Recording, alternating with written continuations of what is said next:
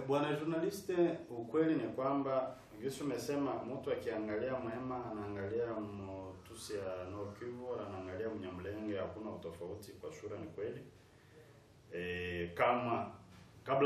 Kama sisemi na wao hautajua, kwa sababu sisi tunaongea Kihema na nyinyi mnaongea lugha ya Kinyarwanda. Lakini nafanya appel sana kwa population Congolese. Najua tulikuwa na sijui kama nitamuita nani, kwa sababu na terme yenye iko appropriate kwake haiko. Felix, kitu ambacho amefanya ndani ya nchi ilikuwa bado si yakiwa. Kwa sababu leo kama kuko mtu mwenye anaacha hand inapanda mnivo yenye na sisi wenyewe wanadamu tunatoka tena ndani ya utu, tunafikiri kama manyama, ni Felix, kwa sababu ameleta division ya nguvu sana.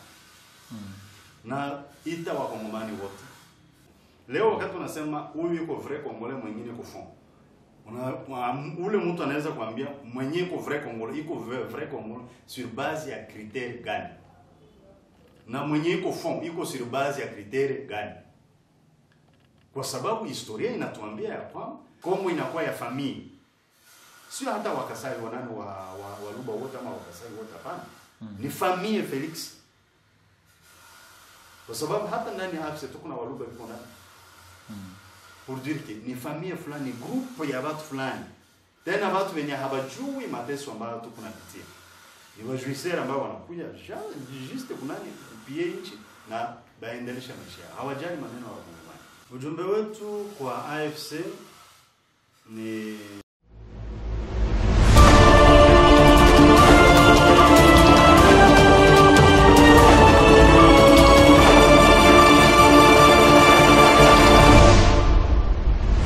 Jambo wapendwa watazamaji wa BMC Africa TV mahali popote mnapatikana, na karibu katika interview hii ambayo tunafanyia katika nchi ya Jamhuri ya Kidemokrasia ya Kongo katika mji mkuu wa Goma. Mimi naitwa Bonfils Gapangwa Muumure, mtangazaji kwenye chombo cha habari hiki, na leo nimekuletea mwalikwa ambaye tutakuwa pamoja. Ni mmoja ambaye ni Mkongomani kutoka Ituri. Watu wengi najua mna maswala ambayo mnajiuliza kuhusu vita ambazo zinaendelea este ya Kongo, na sana sana mauaji yalikuwa akifanyika, watu wanaona picha za watu ambao wanauliwa, watoto, wa mama, wa baba, vifo vibaya sana. Huyu ni mzaliwa wapo. Tutarudi kwenye swala hilo na kujua chanzo cha vita hivyo au mauaji hayo. Nitamuomba labda ajitambulishe kwanza alafu tuongee. Jambo bwana journaliste. Mimi ni Bosco Ndaura kutoka Ituri. Niko raia wa Ituri.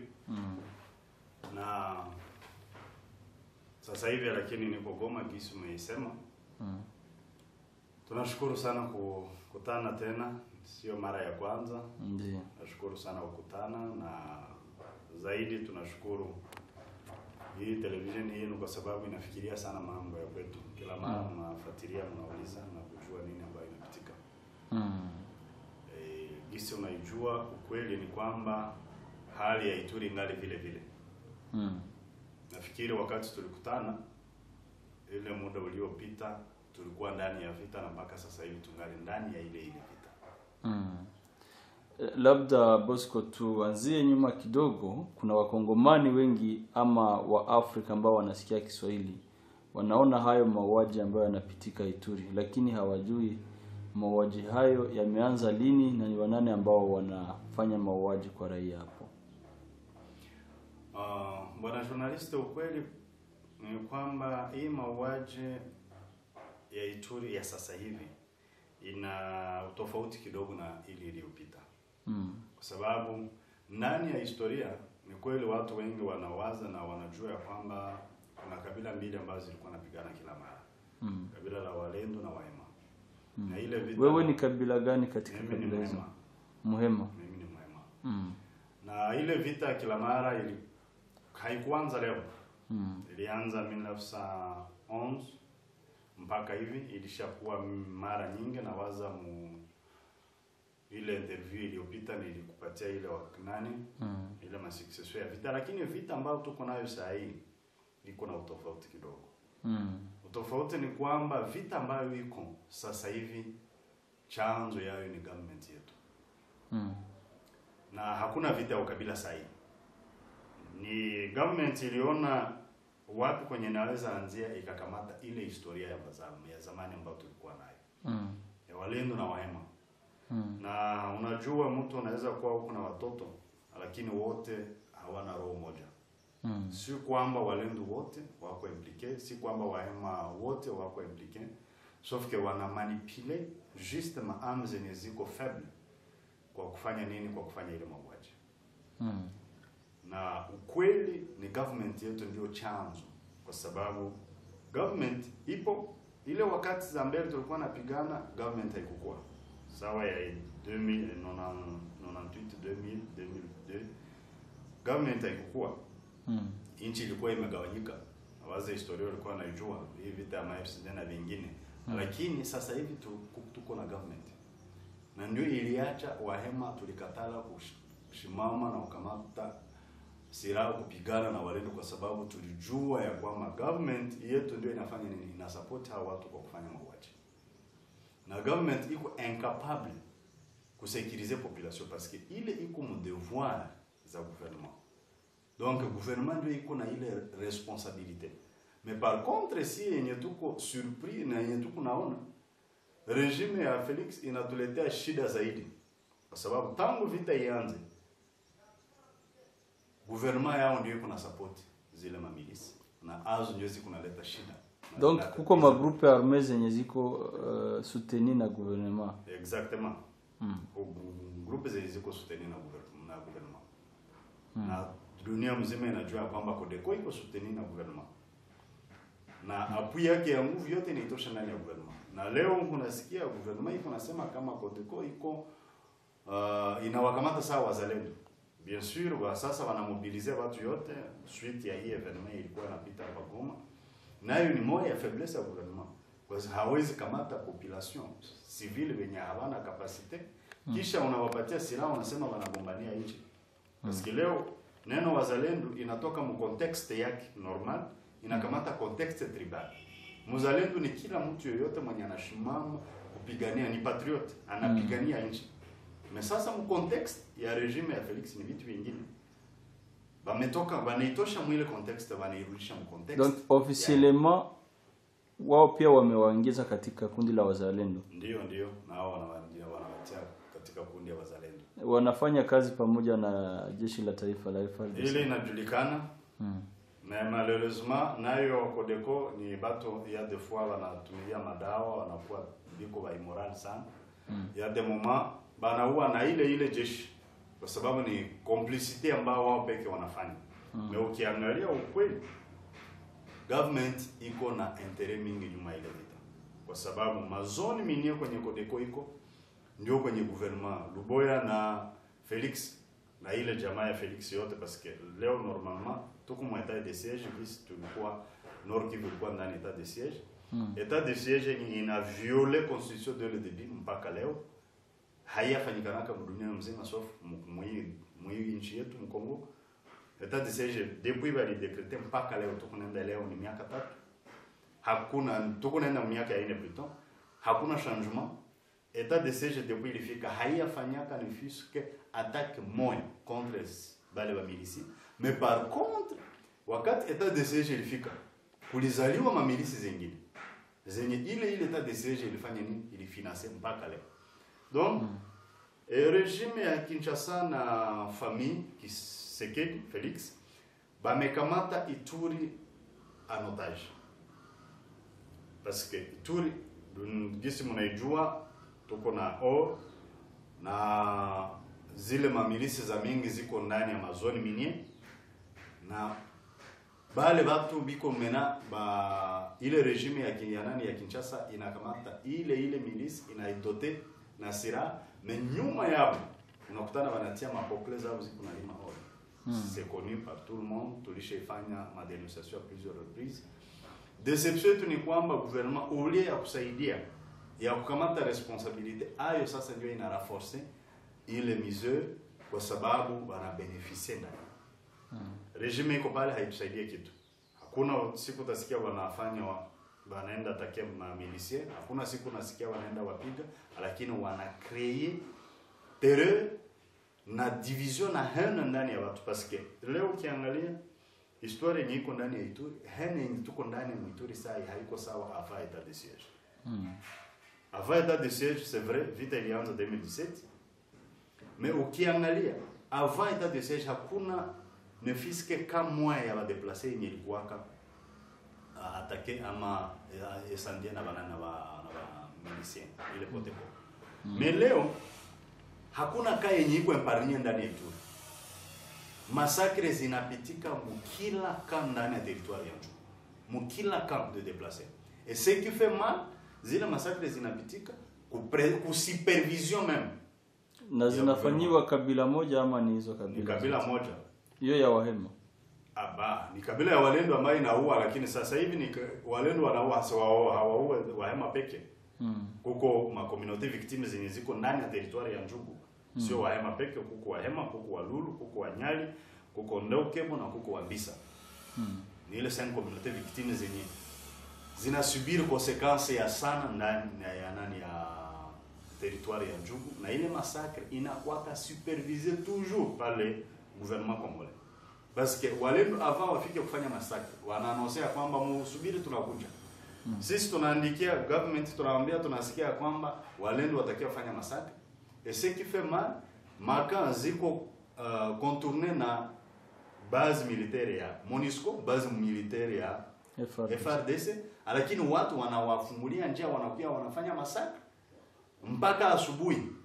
Unaweza sikia massacre inaanza leo hii par exemple 20h mpaka kesho ma 13h 14h. Gouvernement hayafika na biko ku 1 km. Pour dire que abo biko na bénéficier kwa ile damu. Damu ya watoto ya Ituri ndio inatia leo Felix anaacha état de siège kwa ku bénéficier ndani ya ile désordre yeye kunaendelea kuexploiter oro. Si bote tunajua magari zinaenda kila siku Kinshasa, oro inaenda kila siku Kinshasa, franga zinaenda kila siku Kinshasa. Wa responsable Felix Luboya, mama yake Felix Mart na ule ndugu yake Felix Christian ndio wenye wana maintenir ile Ituri, wanaitia chini kwa kuexploiter na kuiba mali yake. Donc famille Felix, famille présidentielle ndio famille présidentielle bana. Labda nitarudi nyuma kidogo, umesema kwamba mauaji yalikuwepo tangu mbele, lakini vita ya sasa ni vita ambayo inasababishwa na serikali ya Kongo yenyewe. Labda unaweza jua kwa watu ambao hawana fahamu ama hawaelewi ukweli wa vita hivyo, unaweza tuambia hiyo vita imeanza lini na ikaisha lini ndio sasa hii ya Felix ikaingilia ndani? Unajua kwa sababu Ituri inajulikana sana katika province ama katika mahali ambapo watu wanakufa kama wanyama na mauaji ni mabaya pale, lakini watu hawajaelewa ukweli. Ukweli ni kwamba gisi nilikwambia vita yetu na Walendu na historia ndefu, lakini kila mara ilikuwa inakuwa na mabadiliko. Ukiona vita ya kwanza kabisa ilikuwa 1911. Hapa wakati wa Belge walikuwa wangali haikuwa na impact ya nguvu. Na vita nyingine ikakuwa mwa 1966. Nayo haikuwa na impact ya nguvu. Kwa sababu wa Belge walikuwa wana intervenir, vita inafanya nini na nyamaza. Vita nyingine ilikuwa 74 75 82 na ikakuwa tena 90 92 na ikarudia 99 mpaka 98 99 mpaka 2003 na kulikuwa vita. Ndio wakati chama ya IPC ilizaliwa na ndio vita yenye ilikamata amplere ya kubwa sana. Lakini hii ni mara ya kwanza vita inamaliza siku za mingi. Ndio maana nakwambia kuko utofauti. zile masuccession ya ile mavita yote zilikuwa zinafika na wakati. Mwaka mmoja, mwaka mbili, watu wanaikala tunaongea shida inaisha. Lakini hii ilianza 2017 mpaka leo tuko 2025. Donc ilianza wakati vita imeanza tena au plateau ya Minembwe. Exactement. Ilikuwa même periode. Ku Sud Kivu ndio hiyo wakati nako masakre zilianza. Wale wa Maimai wakati wajifunga pamoja juu ya masakre communautaire Banyamulenge. Alors, na si au même moment ndio wakati Codeco na ilifanya nini? Ilianza kwetu. Ukiangalia leo hii imekamata miaka mingi zaidi. Codeco inaua Wahema kwa sababu gani? Nimeuliza hivyo kwa sababu tumejaribu kufananisha hiyo chanzo cha vita huko na au Wanyamulenge ambao wanauliwa. Kama Wanyamulenge ama Watutsi en general wa Kongo wanawaambia wao ni wageni katika nchi na wanafaa warudi kwao Rwanda. Sasa Ituri, mtu akiona Muhema uone Mtutsi wa Kongo ama Mnyamulenge, ni vigumu kuwatofautisha labda kama hamjaongea. Kwa hiyo nimetaka kujua Walendu wanaua Wahema ama mnauana kwa sababu zingine, ama ni shida kama hiyo ya sura ya nini? Bwana journaliste, ukweli ni kwamba Yesu amesema mtu akiangalia Muhema anaangalia Mtusi ya Nord Kivu, anaangalia Mnyamulenge, hakuna utofauti kwa sura, ni kweli. Kama sisemi na wao hautajua kwa sababu sisi tunaongea Kihema na nyinyi mnaongea lugha ya Kinyarwanda.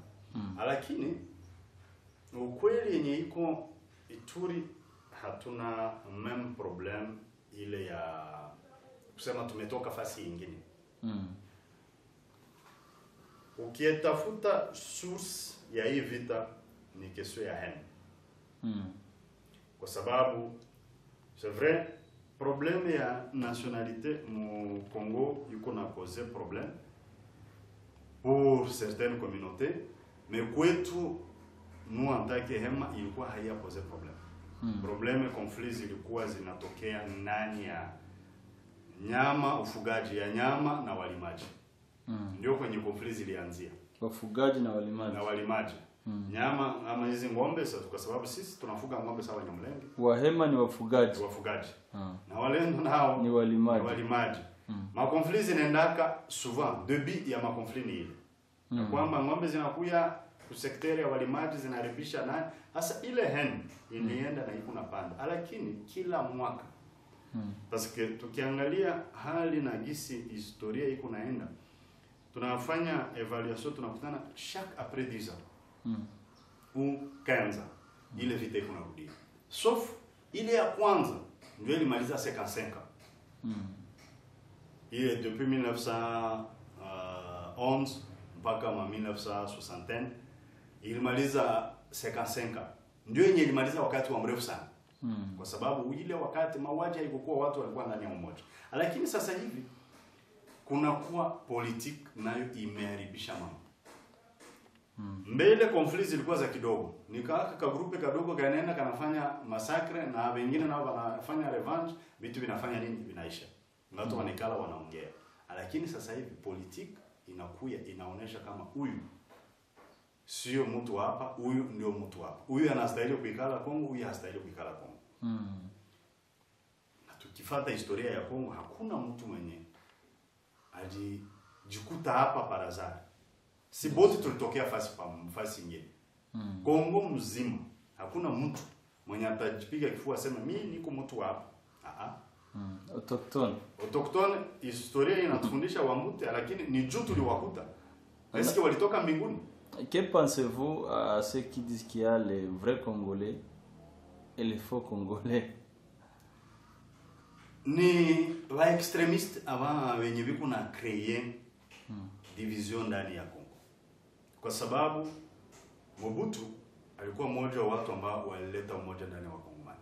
Watu waliishi ndani ya umoja. Sisi tulizaliwa tulikuta watu biko natembeleana, tukua na scales nani.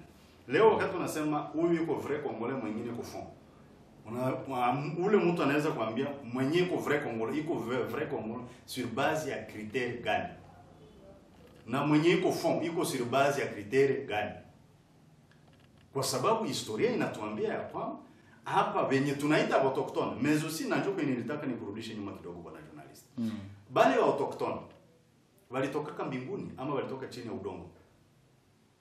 C'est-à-dire na huko kwenye walitoka ni juu histoire haituelezee kwenye walitoka. Na ukifuatilia wale wa autochtone ni Bamuti, ba Pygmée. Mais rien n'explique. Na shida ambayo tuko nayo kwetu leo ni nini? Sisi Wakongomani tunasoma historia ambao watu wengine walituandikia. Wazungu walituandikia ile historia. Na wazungu waliandika na marezo zao. Haiko rezo yetu. Haiko kwa avantage yetu. Maavantage zao. Na leo wakati wanatuandikia ile historia, wanatufundisha historia ya kwabo, lakini wanasahau kwamba na sisi wenyewe tulikuwa na historia yetu. Wazungu walikuwa wakatukuta hapa. Na kisha wakagawa nchi. Na wako ndani ya kugawa nchi. Sasa wakaanza onesha hawa ni Wanilotik, hawa ni watu fulani. Mimi niko na lugha. Kwenu Msidi Kivu kuko kabila wanaita Watembo. Yes. Kuko terme yenye iko ndani ya Kitembo na iko ndani ya Kihema. Kuko terme yenye leo unaweza kutana iko ndani ya Kinandi na iko ndani ya Kihema. Pour dire que hakuna mtu mwenye anaweza sema leo mtu atoke nje atuoneshe kama sisi hao ndio wa vrai Congolais, hao ni wa faux Congolais. Haiko. Na wale wa autochtone il fallait tunajua walitoka wapi. Parce que si bote tulitoka quelque part ndio tunajikuta Mkongo. Tuko plus ya 450 tribus. Mais ile tribu yote ilitoka fasi. Na ikatupatia droit ya kuwa Wakongomani. Parce que wakati walikata nchi tulikuwa ndani ya nchi. Mimi leo nilizaliwa Bunia, Nyakundi, mteritoire ya Irumu. Ukiwa niambia sasa hivi huko étranger, tutapigana nao mpaka siku generation yangu itaisha. Na ndio maana niko nafanya appel mu population congolaise, kama hatujiunge pamoja kuishi na umoja, tungali tutajitesa sisi wenyewe. Wazungu walikuja wakatuambia hao ndio walidécouvrir embouchure ya fleuve Congo. Alors que tunajua mimi na wewe vizuri kama babu wetu walikuwa pale, waliwakutaka pale. Sasa leo mtu anakuja anakuta Mogoma iko par exemple, anakuta na wakaaji wa Goma biko wanajua Mogoma, anaweza akamodify ile jina akaipatia jina yake na kisha anakuambia anafanya découverte gani anafanya. Bali tukutana, balikuta bababu yetu pale, balikuta wazee yetu pale, bale wenye bababu wenye wanajua na historia walikuwa, lakini juu ya maendeleo zao na kupata popularite kwao, anaandika kitabu anasema mimi ndio nilidécouvrir hiki. Mimi ndio nilidécouvrir hapa. Lakini sisi wote ni watu wamoja. Hii Kongo yetu si wote. Hakuna mtu mwenye atatoka Mkongo. Na hatari ambayo tuko nayo nini? Ile filosofia ya kusema tufuguze hao watoke waende. Juu ya kwamba wakati unawafuguza wanaenda nje, ujitayarishe kama watafanya nini? Watarudia. Na kurudia yao haitakuwa kurudia kwa salama. Lazima watarudia kwa nguvu. Na inasababisha tena hali ya nguvu sana ndani ya watu. Pour dire que comme nani population congolaise et plus particulièrement batoto ya Ituri kunafanya appel juu ya umoja. Hakuna Kongole zaidi ya mwingine, hakuna Ituri zaidi ya mwingine. Na wanasikia Kiswahili wote. Wote wanasikia Swahili Ituri. Sote tunaongea Swahili, ndio lugha yenye tuko c'est vrai. Walendo wanaongea yao, Wabira wanaongea yao, Wanyari wanaongea yao, Walulu. Tuko na 21 communauté ndani ya Ituri. Na zile 21 communauté zote zinaongea lugha yao. Lakini lugha ambayo inatukutanisha sisi wote ni Swahili. Kifaransa bien sûr ni langue officielle, lakini Swahili inatukutanisha sisi wote. Bosco, la fois passée tulikutana Nairobi avec une association des avocats. Katika conference ambayo tumefanya nimeona kukiwa victime wa Hema, watu wa Ituri, Wanyamulenge, Watusi wa Nord Kivu. wakijaribu kutafuta vile watawatafutia justice. Kwa sasa hiyo process inafika wapi, kwa sababu ulikuwa miongoni mwa wao? Ile process ingali unajua mambo ya sheria inaenda polepole. Cha kwanza shabaha ilikuwa kuonesha dunia kama kuko discrimination, genocide ambayo kunatayarishwa juu ya community fulani. Kuko ma plainte zilikuwa déposées na suivi ingali. Na felicite sana ekipe yetu ya Maître Bibotre yenye iko natumika ile kazi. Particulièrement Maître Bernard. Mina waza ile ekipe ingali, sio kuwaza, ni ekipe yenye ingali kunafanya kazi mpaka sasa.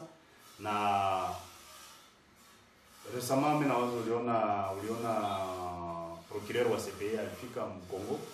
Iko parmi ma crime zenye alipata kumeza yake. Na ile crime haifanyika Ituri pekee. Fanyika Ituri, Nord Kivu na Sud Kivu. Na huko kote ya West nako ilifanyika. Alors ile kote ya Kasai, lakini particulièrement si tulidepose ka plainte juu ya situation yenye kuna pitika mwezi province tatu. Na ile processus ingali inaendelea, ekipe ingali pamoja, ingali inatumika pamoja. Kwa sasa kuna movement ambayo inaitwa AFC, ni Mouvement de la Revolution, ambayo imesimama kuleta mabadiliko katika nchi ya Kongo. Ni baada ya vita ambavyo vilikuwa vinafanyika fasi tofauti katika nchi hii, lakini wameanzia este. Kwa sasa wamekomboa mji wa Goma, wamekomboa Sud Kivu, Bukavu, wanaendelea na lengo lao ni kuenda hadi Kinshasa na kubadilisha uongozi, kwa sababu kila wakaaji wanasema kwamba chanzo cha shida za wakongomani, maisha mabaya, kukosa amani, ni uongozi ambao wanao kwa sasa. Nyinyi kama wakaaji wa Ituri, mnafuata AFC M23. Kwa sasa kuna Twirwaneho ambayo imekuja pia kutoka huko Minembwe. Na kuna fasi ambazo wakaaji kwa sababu ya kuteseka wenyewe wanawalilia kwamba mkuje mtukomboe kama wengine. Kwa sababu kusema ukweli, mimi mwenyewe nimefika kwenye field, nikaona mahali ambapo wanamiliki ni mahali ambapo kuna tulia, kuna security ya kutosha. Nyinyi kama watu wa Ituri, fasi na Mouvement ya Revolution ambayo inakuja, ni nini mnawaambia? Ama ujumbe wenu kwao? Ujumbe wetu kwa AFC ni kwamba mimi mwenyewe binafsi ya kwanza, na tunashukuru sana AFC. Na tunashukuru sana coordinateur wake Nanga. Nitaenda kwa mifano. Wakati unauliza ile swali nafikiria vitu viwili. AFC sasa hivi tumeikamata sawa mvua. Ama Nanga yeye ndio mvua. Kwa sababu wakati mvua inakuja inanyeshea waovu na wazuri. Ndio vile. Na sasa hivi AFC inakuja ni kuleta solution kwa kila Kongomani. Tunaisema ni flavor. Mvua ikinyesha inabebaka kitu yote ya uchafu, inaipeleka. Na espoir yetu ni kwamba AFC inakuja kubeba machungu, mauaji, madetournement ya regime ambao tuko na ambayo iko natuongoza sasa hivi. Espoir yetu ni kwamba AFC itaendelea, kwa sababu tunaomba Mungu itusaidie. Na mimi mwenyewe niko mmoja wa wanamemba wa ile chama na na support sana ile chama, kwa sababu kinakuja kubadilisha mambo. Ukifuatilia historia tangu kwenye walikamata mpaka sasa huko usalama. Ukienda sasa hivi hizi sehemu za Ruchuru, mwisho territoire ya Ruchuru, watu banalima. AFC kwenye inakuja le même jour va déplacer wote, wanafanya nini? Banarudia. Kwa sababu avant kuingia Mgoma, Goma yote ilikuwa entourée na masita wa déplacer. Mais leo hiyo ukitafuta hakuna. Kila mkaaji anarudia mahali pale. Ina maana AFC inakuja kusulager population congolaise. Na inaleta mabadiliko. Na sisi tunaomba AFC ikuje Ituri. Kwa sababu Mwizi province tatu ambazo zilikuwa zinasufiri sana, Ituri ndio ingali bado haijafika. Lakini tuna imani ya kwamba itafika kwa sababu chama kina nguvu na kinaendelea kufanya kazi vizuri. Tunaamini ya kwamba itaendelea kufanya kazi. Na tunashukuru sana mpaka pale kazi ambao wamefanya. Ukiangalia mahali pote kwa ambao wanapita, usalama unarudi. Watu wanaendelea kutembea. Mimi mwenyewe sikuwa na kanyaka Goma, lakini sasa hivi niko Goma. Hizi siku karibu hiyo mwezi mbili za mbele singelikuwa na opportunity ya kufika Goma. Leo niko na liberté, niko na sikile Goma. Kujirike AFC inakuja juu ya watu wote. AFC sio ya watu fulani. AFC sio kikundi cha leo biko na kusema ni cha watu wa este wa Swahili, hapana. Ndani ya AFC kuko watu kabila mbalimbali ziko. Na AFC inatumika juu ya kushanje regime. Na ndio maana ninasema nimefananisha sawa mvua. This heureusement nayo tunaita Fleuve Congo, Alliance Fleuve Congo. Donc nanga kama mvua ananyesha juu ya wakongomani, na ndani ya kunyesha ile tuna imani ya kwamba kutatoka matunda mazuri. Sababu sisi wote tunajua wakati mvua inanyesha inaacha udongo inakuwa mzuri na mimea inazaa, watu wanaishi vizuri. Na tunafikiri italeta solution. Ndio maana alisema nakuja na naita kila watu. Ma groupe za armée zote. Ninawaza leo ça fait 2 jours ulisikia groupe ya karibu groupe mbili. Nyatura walijoin, wamejadere. Kuko ile nani ya Kabidona wamefanya nini, wamejadere. Na kuko wengine na wengine ambao sensibilisation itaendelea. Wakuje pamoja tujenge chama. Na ni juu ya mabadiliko ya nchi. Kwa sababu leo sisi wenyewe ndio tutajenga hii Kongo. Tukiangalia sasa hivi regime actuel ni regime ya Bakasai, regime ya familia ya Felix. Au poste zote ndani ya nchi ni hao. Pesa maminere zote ni hao biko na nani? Kwenda Katanga ndio biko na extraire minere, nilikwambia hapa Luboya vitu hivi nafanya Muituri. Donc kila fasi kwa wanajua hapa kuko mali au ndio biko pale. Kongo inakuwa ya familia.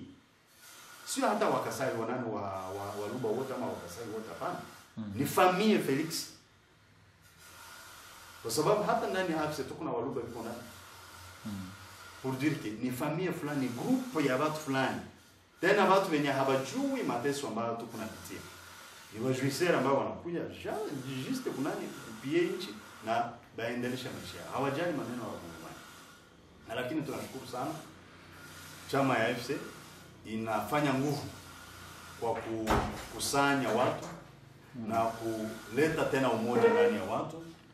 Nawaza huko hapa Goma ukitembea ndani ya AFC kuna kutana kabila zote ziko. Na tunaomba sana iende Ituri kwa sababu Ituri tunapitia shida. Tunapitia shida ngumu sana, mauaji bado ingali, ADF iko pale, zile milisi makodeko ziko pale. Lakini AFC minawaza haitaenda kupiga Kodeko. Hapana. Kodeko ikikatala kwa dere ndani ya AFC itaipiga. AFC haifike juu ya mtu, inafika juu ya watu yote, juu ya kila Mkongomani. Mwenye iko ndani ya nchi na mwenye iko nje ya nchi. Pour dire que bale wenye biko na niko nafanya sasa hivi niko na faire appel ma groupe armée ziko Ituri. Et plus particulièrement Kodeko parce que au ndio ingali kunafanya masaka. Ituri kisi nilikwambia hakuna grupe moja tu. Kwa grupe za mingi. FP kishaka nyamaza hakuna masaka tena. Ndio grupe mbili zilikuwa zina nani sana, zinatatiza sana, lakini FP kisasa imenyamaza. Na ndio maana naita ndugu zangu ba Kodeko, ndugu yangu watoto ya Ituri, ndugu yangu watoto ya Njugu, waache mauaji na wote wakuye tuwadire. Mwafisi hivi tulete mabadiliko ndani ya Ituri. Kwa sababu sisi wenyewe ndio tutajenga Ituri na sisi wenyewe ndio tutajenga Grand Oriental, sisi wenyewe ndio tutajenga Kongo.